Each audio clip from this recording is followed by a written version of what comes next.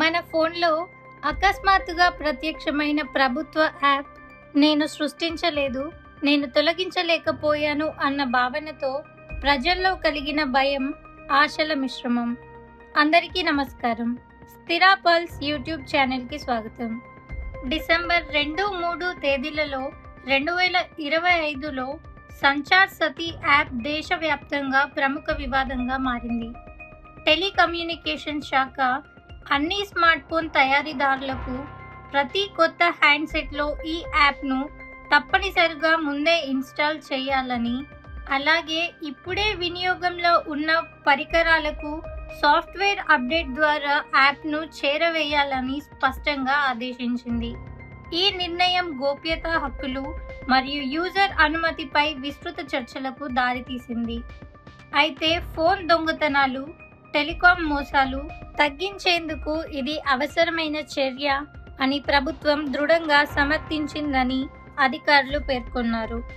2025 November చివరిలో .dot 28 November 2025న విడుదల చేసిన ఆదేశాల ప్రకారం భారత్లో స్మార్ట్ ఫోన్లు తయారు చేసే లేదా దిగుమతి చేసే సంస్థలు తప్పనిసరిగా సంచార్ సతి యాప్ని ముందుగా పరికరాల్లో ఇన్స్టాల్ చేయాలని సూచించాయి.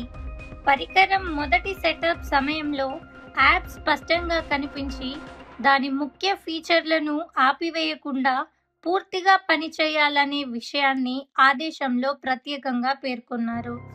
ఇప్పుడే మార్కెట్లో ఉన్న ఫోన్లకు ఈ యాప్ను సాఫ్ట్వేర్ అప్డేట్ రూపంలో పంపించాలని కూడా డాట్ స్పష్టం చేసింది.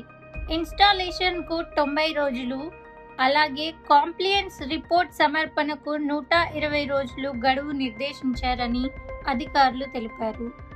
ప్రభుత్వం ఈ యాప్ ద్వారా IMEI ధృవీకరణ, మోసపూరిత కాల్, SMS ల నివేదన, కోల్పోయిన లేదా దొంగలించిన ఫోన్ల బ్లాకింగ్, డ్యూప్లికేట్, తప్పుడు సిమ్ల గుర్తింపు వంటి అంశాల్లో వినియోగదారుల భద్రత బలోపేతం అవుతుందని వివరణ ఇచ్చింది.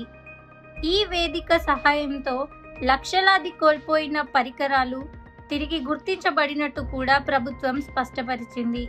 అయితే ప్రైవసీ నిపుణులు మరియు పౌర హక్కుల సంస్థలు మాత్రం ఈ ఆదేశాన్ని వ్యక్తిగత డిజిటల్ స్థలంలో జోక్యంగా భావిస్తున్నాయి.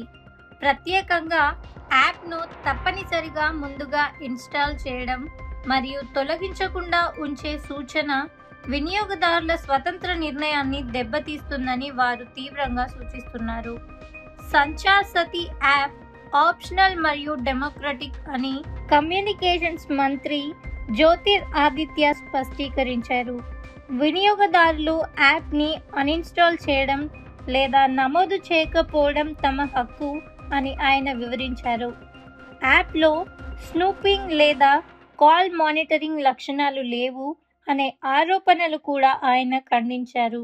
ఇదే సమయంలో డాట్ అధికారిక ప్రకటనలో ఈ ఆదేశం టెలికాం సైబర్ సెక్యూరిటీ రూల్స్ 2024 ఆధారంగా జారీ చేయబడిందని పేర్కొంది. ఈ నియమాలు టెలికాం సేవల దుర్వినియోగాన్ని తగ్గించడం, నకిలీ లేదా మార్పు చేసిన హ్యాండ్సెట్ల వినియోగాన్ని నిరోధించడం, అలాగే టెలికాం మోసాలపై రక్షణ వ్యవస్థను బలోపేతం చేయడం కోసం రూపొందించబడినవని శాఖ వివరణ ఇచ్చింది. సంచార్ శాఖ స్పష్టంగా తెలిపిన ప్రకారం తయారీదారులు మరియు దిగుమతిదారులు 90 రోజుల్లో డైరెక్టివ్ని అమలు చేయాలి. మార్కెట్లో ఉన్న ఫోన్లకు సాఫ్ట్వేర్ అప్డేట్ ద్వారా యాప్ చేరే అవకాశం ఉందని అధికారులు చెప్పారు.